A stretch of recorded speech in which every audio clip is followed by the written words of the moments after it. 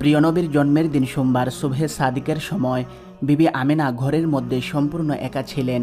হঠাৎ তিনি আকাশের দিক থেকে একটা বিকট আওয়াজ শুনতে পেলেন। তখন তিনি অত্যন্ত ভীত সন্ত্রস্ত হয়ে পড়লেন। কিছুক্ষণ পর তিনি দেখতে পেলেন মোরগ আকৃতির একটি পাখি উড়ে এসে তার ঘরের মধ্যে প্রবেশ করল। অতঃপর পাখিটি তার একটি পালক দিয়ে আমেনার মাথায় স্পর্শ করল।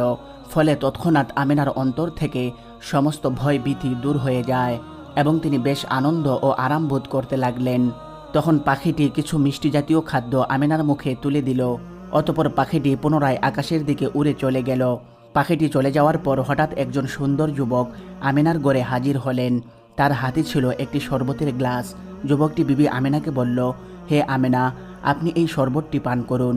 তখন বিবি আমেনা যুবকটির কথা মতো শরবত পান করলেন। শরবতটি ছিল অত্যন্ত মিষ্টি এবং দুধের মতো সাদা। আমেনা শরবত পান করা হলে সেই যুবকটি সেখান থেকে চলে যান। কিন্তু আমেনা যেই শরবত পান করেছিলেন সেই শরবত থেকে যেন একটা অপরূপ জ্যোতি বের হয়ে উর্দু আকাশের দিকে উঠে গেল। তারপর কয়েকজন সুন্দরী নারী আকাশ থেকে এসে আমিনার কাছে উপস্থিত হলেন। তখন আমেনা তাদেরকে জিজ্ঞেস করলেন, হে মহিয়সী রমণীগণ, আপনারা কারা? তখন তারা উত্তর দিলেন, আমরা হলাম হজরত হাজেরা, হজরত মরিয়ম এবং হজরত আসিয়া। অতঃপর তারা আমেনাকে আশ্বস্ত করে বললেন, আপনার কোনো দুশ্চিন্তা বা ভয়ের কারণ নেই। আল্লাহর নির্দেশে আমরা আপনার পরিচর্যার জন্য এসেছি। এটা শুনে আমেনা অনেকটাই দুশ্চিন্তামুক্ত হলেন। অতঃপর সেই তিনজন রমণী বিবি আমেনার পরিচর্যা শুরু করে দিলেন। ঠিক এই সময় একটি অদৃশ্য আওয়াজ আসলো, হে আমেনা, তোমার শিশুটিকে মানুষের দৃষ্টির অন্তরালে রাখো। অতঃপর কয়েকজন সুন্দরী মহিলা মেশকে আম্বর এবং অন্যান্য সুগন্ধি দ্রব্য নিয়ে আমিনার ঘরে প্রবেশ করল। ইতিমধ্যে আমেনা লক্ষ্য করছিলেন যে কতগুলো অপূর্ব পাখি তার ঘরের উপর উড়ে বেড়াচ্ছে। এই ধরনের সুন্দর আকৃতির পাখি তিনি এর আগে কখনোই দেখেননি।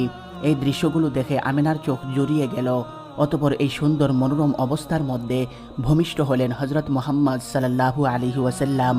তিনি ভূমিষ্ঠ হয়ে সেজদায় পতিত হয়ে বললেন, লা ইলাহা ইল্লাল্লাহ মুহাম্মাদুর রাসূলুল্লাহ।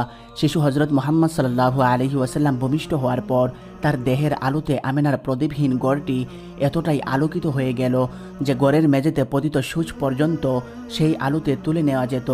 সেই আলোর ছটা এতটাই উজ্জ্বল ছিল যে তার ঝলকে সিরিয়ার রাজপ্রাসাদ পর্যন্ত আমেনার চোখের সামনে ভেসে উঠল। অতঃপর একখণ্ড সাদা মেঘ আকাশ থেকে নেমে এসে শিশু মুহাম্মদ সাল্লাল্লাহু আলাইহি ওয়াসাল্লামকে আমেনার কোল থেকে তুলে নিয়ে চলে গেল। এই সময় অদৃশ্য থেকে কে যেন বলল, এই শিশুটিকে পূর্ব পশ্চিমের সমগ্র এলাকায় ঘুরিয়ে নিয়ে আসো, যেন সারা দুনিয়া এই শিশুটির কাছে পরিচিত হয়ে যায়। শিশু মুহাম্মদ সাল্লাল্লাহু আলাইহি ওয়াসাল্লামকে সেই মেঘখণ্ডগুলো নিয়ে যাওয়ার পর বিবি আমেনা একাই ঘরের মধ্যে বসে থেকে চিন্তায় বিভোর হয়ে পড়লেন। হাজারো প্রশ্ন তার মনে উকি দিতে লাগলো।